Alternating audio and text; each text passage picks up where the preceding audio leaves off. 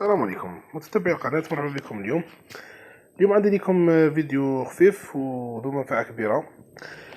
كالعادة نشري زرار على الطيور تاوعي. اليوم شريت زريعة تاع الشوك شاردو ماري، الشوك الكبير. بورتون شريته من عند حانوت مرموق وإنسان ثقة، وعنده مختلف أنواع الزرارة وكاع.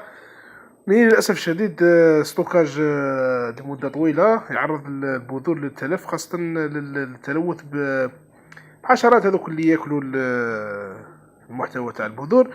والأسوأ أنهم يخلفوا واحد اللي ديشي، واحد المخلفات هذيك حتكون عليها أثر كبير على الطيور بطبيعة الحال، وكان يتناولوها. حتى الحشرة اللي في حد ذاتها مانيش عارف الأثر تاعها على الطيور. على بالي بلي كاين واحد الوقت شفت فيديو على عنده واحد انسان مربي ثما ثقه وكاع.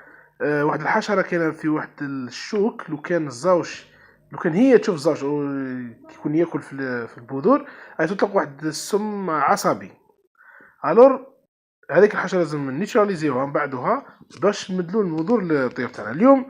اليوم مثلا شوف ذاك الديشي، شوف فاش داير، شوف هاي كاين واحد الحشره هنا كانت هنا مخبي، دقيقه نلقاها لكم برك. هاي لا هاي هاي تمشي، هاي فوالا. هذه اكيد عندها ضرر كبير على الطيور تاعنا، كنخلوها ابار انها تثبت بتسوس البذور وكاع.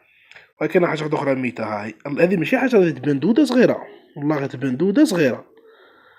وهذا الديش اللي تشوف فيه هذا التلو، هاي حشره اخرى. هاي نشوف راني ضربتها بعدها. هذا الديشي هذا. هاي تسقط هنا بعد هنا باش الفوكس يكون سوسو. مجموعة حشرات الله يبارك. لو كنت هذه مدها لطيورك ومن بعد تقولي الطيور تاعي مرضو، كيف ما يمرضوش؟ لازم قبل ما تمد اي زريعة، نيمبورت كال زريعة يا خويا فيريفي. ما قال الله غالب انا نخيرو ونعد من نشرو، مي نبقاو الله غالب في الجزائر وكلش امبورتي، ما كاش الرقابة. وحليلو مول الحانوت ثانيك شحال يقلب في الزريعة باش يشري بتيه فيها مش عارف 400 كيلو ولا بون ماشي 400 كيلو، نقولوا بالك واحد البونطار 100 كيلو هكاك. شحال يفيري ما يقدرش على هذه. الواجب يكون عليك انك انت تفيريفي، انت اللي تربي، انت اللي تفيريفي. والله غالب ما احنا نسيو الماكسيموم تاعنا. هذه هي رجعتونا على بالي هذه كميه. شوف راني صفيت هذه كميه، وهذه الكميه اللي مازالت لي نص الكميه اللي صفيتها. على بالي بلي هذه راح تشدني واحد السوايع ولا مانيش عارف، بصح معليش رجال طيورنا ماشي خساره. هذا هو الدرس تاع اليوم. جسبر نكون وفقت فيه، والى الملتقى ان شاء الله. سلام.